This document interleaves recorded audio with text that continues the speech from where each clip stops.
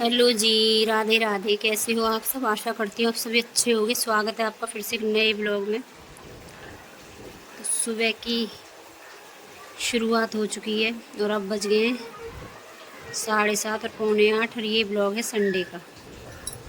आज धुलाई कर दी है गेहूँ की, और जितने भी टंकी में गेहूँ हैं सारे निकाल कर लेकर आ गई हूँ। पूरी टंकी खाली कर दी, टंकी सुखा दी धूप में। गेहूँ सारे लेकर आ गए क्योंकि थोड़े थोड़े ख़राब होने लगे हैं, तो सारे ही धुल कर सुखा दूँगी। एक कट्टा अब धुलूँगी और एक धुलूँगी शाम को, क्योंकि शाम को उज्ज्वल आ जाएगा स्कूल से, थोड़ी सी उसकी मदद ले लूँगी। तो सारे गेहूँ अच्छे से धुलकर सुखा दूँगी, अकेले तो नहीं कर पाऊँगी इतना।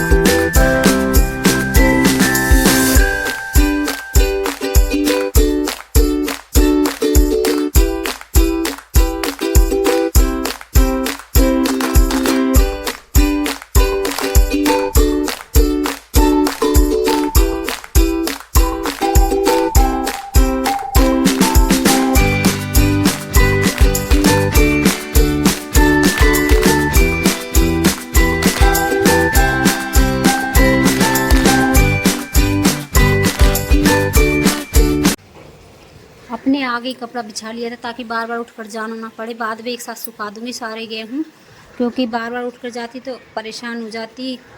थोड़े होते तो कर लेती, एक कट्टा गेहूँ है। उसके बाद मैंने अच्छे से धूप में कपड़ा बिछा कर फैला कर खूब 2-3 बेडशीटें तो फैला दी अच्छे से। 2 दिन की धूप में सूख जाते क्योंकि मौसम बहुत ज़्यादा गर्म है इस समय। उसके बाद बाथरूम धो दिया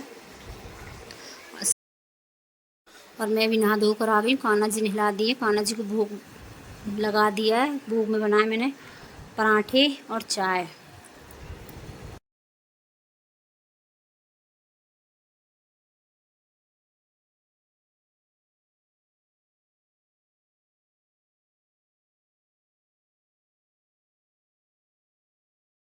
और अभी करनी है सफाई नवरात्रि की।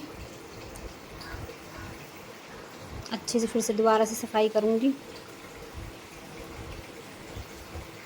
क्योंकि जोत जलाऊँगी तो अच्छे से सारे पर्दे वर्दे फिर से धुल के सुखाऊँगी।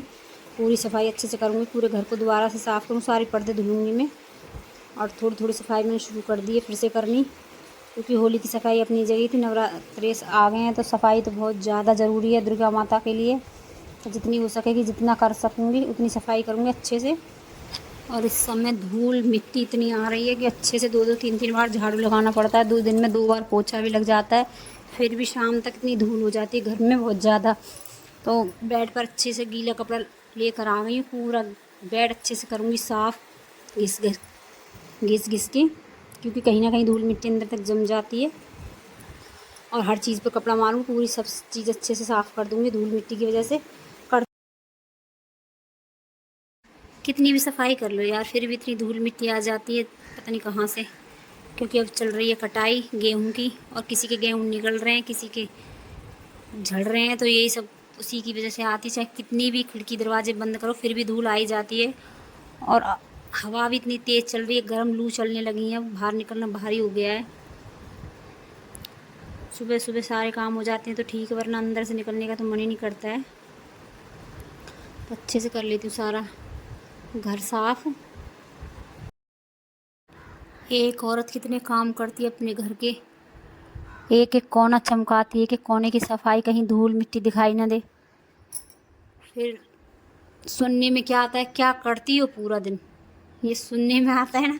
ये मेरी नहीं सबकी बात है, सुनी सुनाई बात बोल रही मैं। क्योंकि कुछ लोग बोलते हैं ऐसा, कुछ ही बोलते हैं, कुछ तो बहुत रिस्पेक्ट करते हैं औरतों की।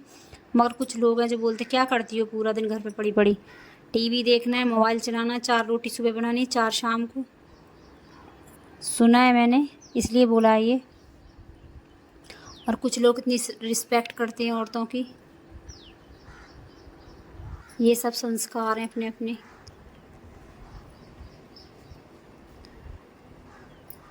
चलो, जिसकी जैसी सोच है, कह नहीं सकते किसी की सोच के बारे में कुछ भी।